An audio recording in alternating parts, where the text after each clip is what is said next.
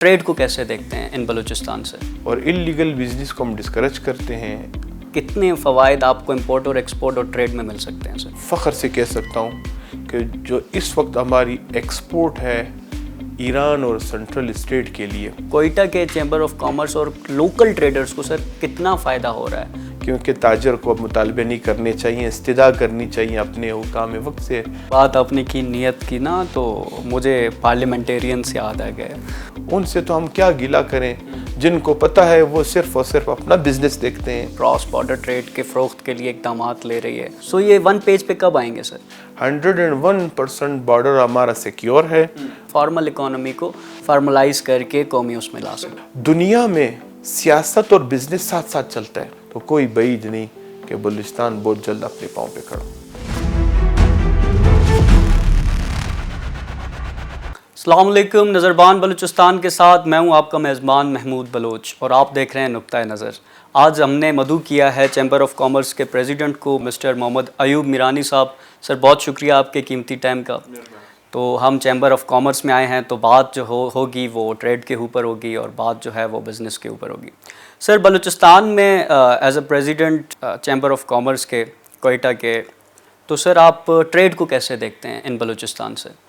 बड़ी मेहरबानी आपकी टीम का, नज़रबान का।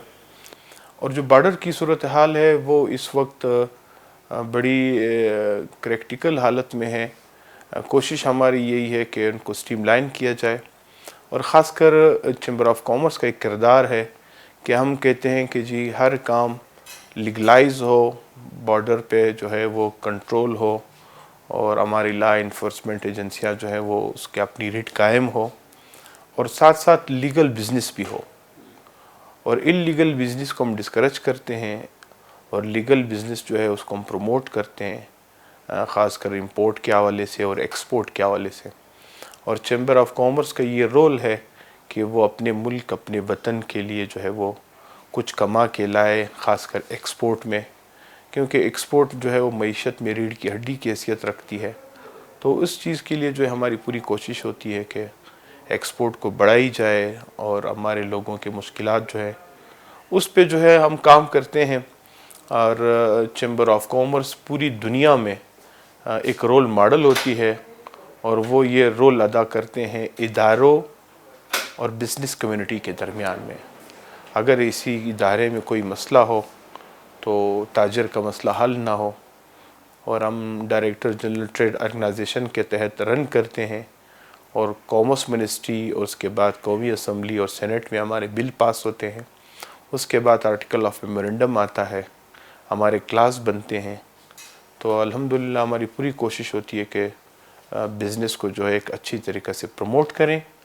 और ख़ासकर बलूचिस्तान में इस वक्त कोयटा चैम्बर की एक बड़ी ज़िम्मेदारी है कि इस हालात में अगर हम कोई अच्छी अचीवमेंट कर सकें इदारों और आवाम के दरमियान में, इदारों और ताजर के दरमियान में, तो मेरे ख़्याल में ये हम अपनी फ़र्ज़ भी समझते हैं, और अपना जो है वो एक माटो भी समझते हैं।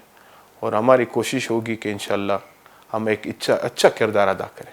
और बेहतरीन है सर। सर आपने बात की ट्रेड की, आपने बात की इंपोर्ट और एक्सपोर्ट की।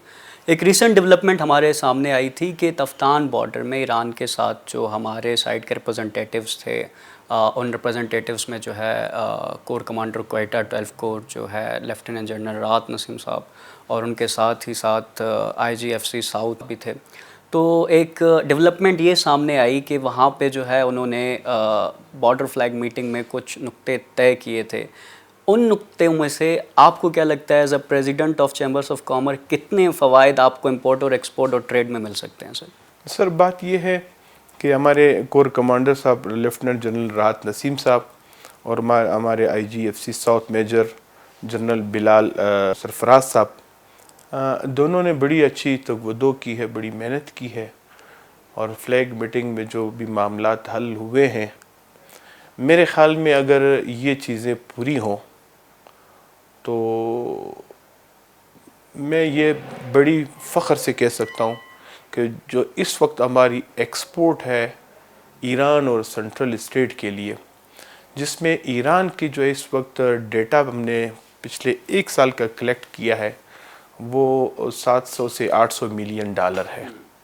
تو اگر یہ گیٹ جو ہے وہ 24 آور کھلے اور بزنس جو ہے وہ بزنس کمیونٹی کو فیسیلیٹیٹ کیا جائے، اور خصوصاً ٹرانسپورٹ کو جو انہوں نے جو ہے وہ ایک درینہ مطالبہ تھا ہمارا کہ $80 جو ہے وہ زائدان تک، کیونکہ 80 کلومیٹر ہے، پر کلومیٹر جو ہے وہ $1 چارج کرتے ہیں ایرانین سائڈ، تو وہ آنے جانے میں وہ $160 لگتے ہیں، اور اس $160 کے علاوہ جو ہے وہ اس میں مشکلات یہ ہیں کہ بعض اوقات جو ہے وہ ان کا ایک چیک پوسٹ ہے، چیک پوائنٹ ہے پیانہ کے نام سے، وہاں پہ جب ہماری پاکستانی گاڑی آتی ہے تو وہ پھر وہ کہتے ہیں کہ جی آپ نے انٹرنیشنل ریٹ سے آپ نے فیول کیوں نہیں بھرا ہے ٹینکر میں، کیونکہ وہاں جو انٹرنیشنل ریٹ ہے وہ $1 سے ہمیں ملتا ہے، جو $285 روپے پاکستانی بنتے ہیں، اور چونکہ ان کے اپنے ملک میں جو ہے وہ ڈیزل جو ہے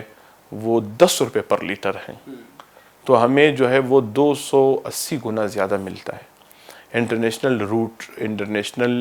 رولز کے مطابق، TIR کے جو رولز ہیں۔ ہم ان سے کہتے ہیں کہ جی ہم اور آپ بھائی ہیں، آپ ہمیں جو ہے ٹرانسپورٹ اسی حساب سے ہمیں بھی تیل دیں جس حساب سے آپ اپنے ٹرانسپورٹر کو دے رہے ہیں، کیونکہ پاکستان میں ہم نے ان کے اوپر کوئی قطغن نہیں لگائی ہے، جو آزاد ریٹ ہمارے ٹرانسپورٹر لیتے ہیں وہ ان کو بھی وہی تیل ملتا ہے، تو اس وجہ سے وہ پھر ہمیں جرمانہ بھی کرتے ہیں ہماری گاڑیوں کو، اور 10 دن 15 دن اس کو پارک بھی کرتے ہیں، بطور جرمانہ کڑی کر دیتے ہیں۔ تو یہ ایک بڑا مطالبہ تھا، یہ حل ہو جائے تو بہت بڑی بات ہے۔ اور دوسری بات جو ہے وہ اس وقت ہمارے 24 آور گیٹ کی جو بات ہے، آپ یقین کریں میں آپ کی توسط سے اپنے عوام کو، اپنے حکام بالا کو ایک ایسی عجیب بات بتاتا ہوں کہ شاید آج تک کسی کو پتہ نہ ہو۔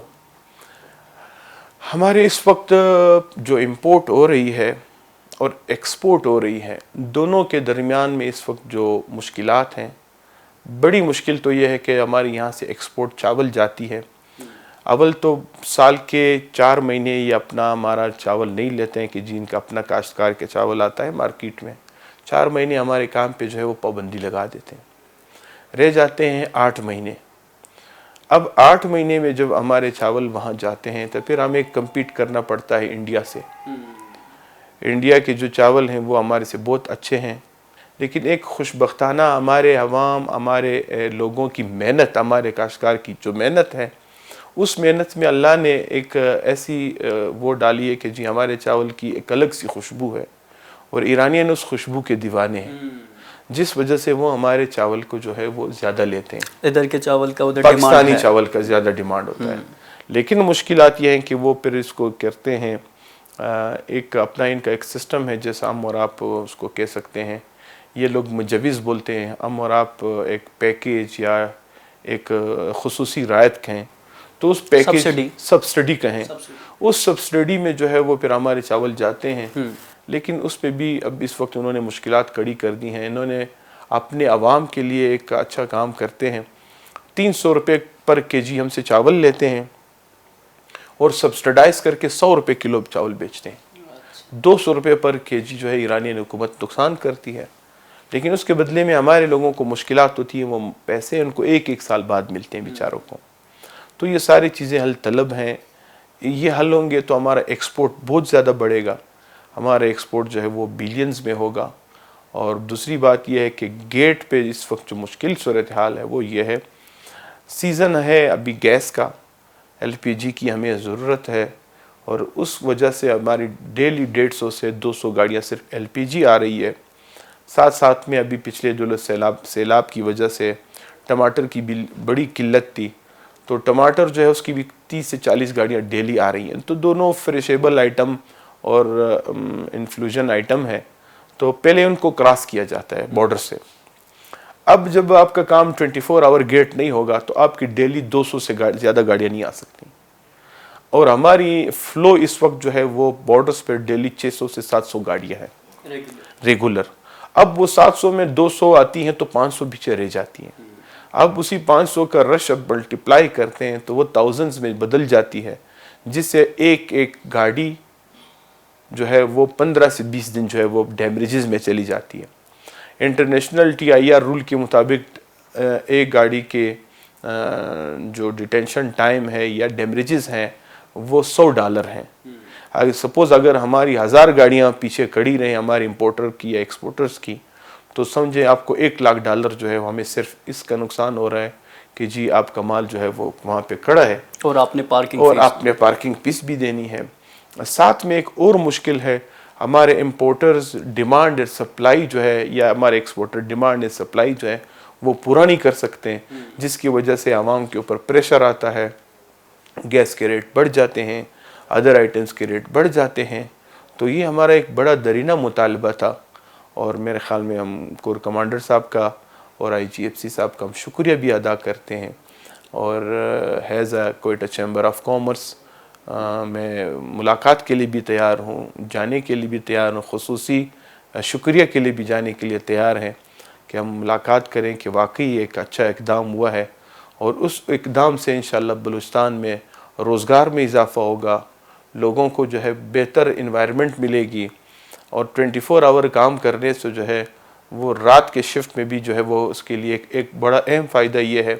آج کل تو سردیاں ہیں پھر بھی گزارا ہو جاتا ہے, لیکن گرمیوں میں خصوصاً رمضان میں آگے پیچھے جو ہے وہ پھر کام رات کو زیادہ ہوتا ہے, دن کو لوگ جو ہے وہ روٹین ہمارا چینج ہو جاتی ہے, گرم علاقہ ہے. بالکل. تو یہ ایک بڑا اچھا اقدام ہے, احسن اقدام ہے, ہم اس کی جتنی جی تعریف کریں میرے خیال میں کم ہے, اور ہمیں خوشی ہے, اور اللہ کرے جلد سے جلد یہ کام امپلیمنٹ ہو. جتنی جلد امپلیمنٹ ہوگا ہم ترقی بھی کریں گے. ہمارے اور ایران کے درمیان میں جو پریزیڈنٹ صاحب آئے تھے ایران کے, اور ہمارے وزیر اعظم صاحب نے جو ایک دوبارہ تجدید کیا ہے کہ جی ہم اپنا بزنس کو $10 بلین سے کراس کریں گے, تو میرے خیال میں کوئی بعید نہیں ہے کہ وہ $10 بلین 1-2 سال میں انشاءاللہ ہمیں امپورٹ ایکسپورٹ کے لیے جو ہے پہنچ سکیں گے. سر اقدامات اگر ہم دیکھتے ہیں پاکستان اور ایران کے جو ریلیشنز ہیں اس کا فرسٹ اور پرائمری امپیکٹ جو ہے وہ بلوچستان کے اوپر پڑتا ہے, آئدر پازیٹیو آئدر نیگیٹو. ابھی جو ایران کے ساتھ پاکستان کی پروگزیمیٹی ہے, جو کہ ایک برادرانہ تعلقات بحال ہونے کے بعد جو ٹریڈ ہے, اور ٹریڈ کے بعد جو ہے ٹریڈ بڑھنے کے بعد جو ہے کوئٹہ کے چیمبر آف کامرس اور لوکل ٹریڈرز کو سر کتنا فائدہ ہو رہا ہے, اور جو کراسنگز جو 2 ایکسٹرا بھی انہوں نے کھولی ہیں, ایک راجے اور جودے, سر ان کو آپ کیسے دیکھتے ہیں؟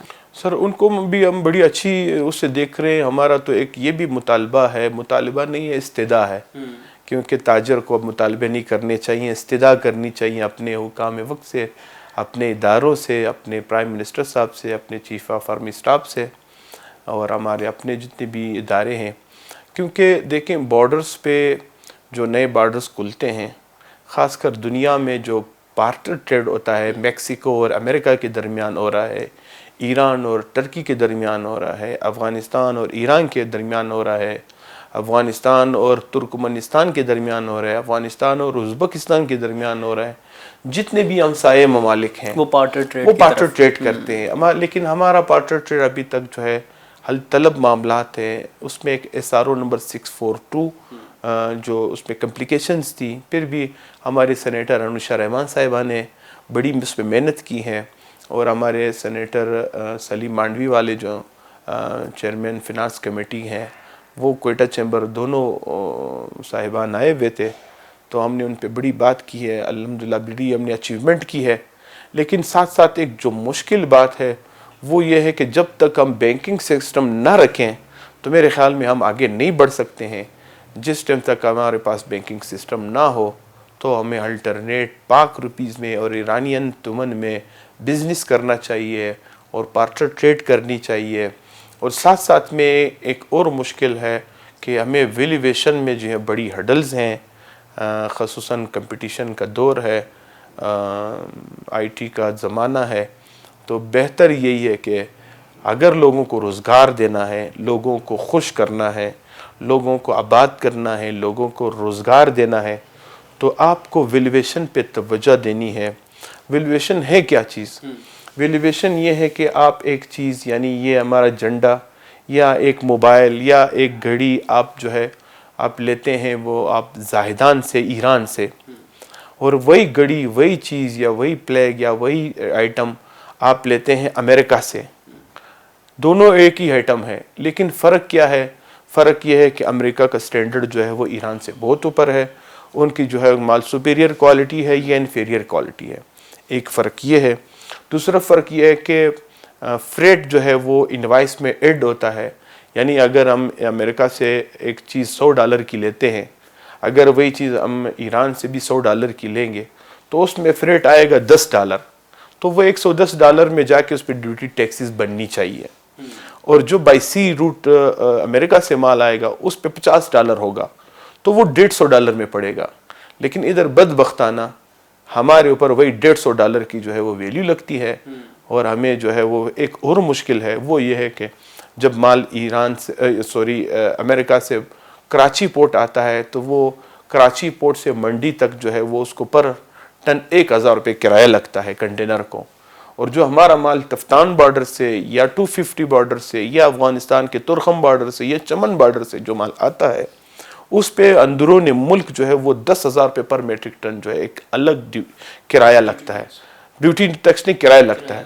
تو ان چیزوں کو مد نظر رکھتے ہوئے، علاقے کے لوگوں کو مد نظر رکھتے ہوئے، روزگار کو مد نظر رکھتے ہوئے، سمگلنگ کو مد نظر رکھتے ہوئے کہ ہم سمگلنگ کو کیسے ڈسکریج کریں، ہم کیسے ان کو پیٹیں، ہم کیسے ان کا مقابلہ کریں، اور کیسے اپنے لوگوں کو کمفرٹ زون سے نکالیں، کیونکہ ہمارے لوگ جو ہیں کمفرٹ زون میں رہتے ہیں۔ ہمارے نوجوان وہ صبح جاتا ہے کوئی سمگلنگ کا کوئی آئٹم لے کے، شام تک وہ 4-5 ہزار 8,000 روپے آرام سے کما لیتا ہے، تو وہ پھر کاشتکاری کدھر کرے گا، وہ پھر مائننگ میں کدھر جائے گا؟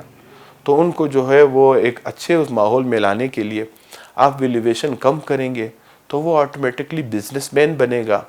سر آپ سے تو یہ سوال بالکل میرا بنتا ہے اور آپ سے ہی پوچھنا چاہیے، I think you are the relevant person to be ask this question. Sir جو انفارمل ٹریڈ ہے ہمارا، Pakistan is one of the largest informal economy, تو why we are feeling to bring the informal economy into the formal economy shape? So اس کو sir ایک pattern آپ کے ذہن میں یا کوئی مائنڈ میپ کہ کیسے ہم انفارمل اکانومی کو فارملائز کر کے قومی اس میں لا سکتے ہیں؟ سر دیکھیں، انفارمل اکانومی کو میں آپ کو پہلے بھی بتایا کہ آپ نے ویلیویشن کم کرنی ہے، انوائس ویلیو کم کریں، آپ کے لوگ فارمل بزنس کی طرف آئیں گے۔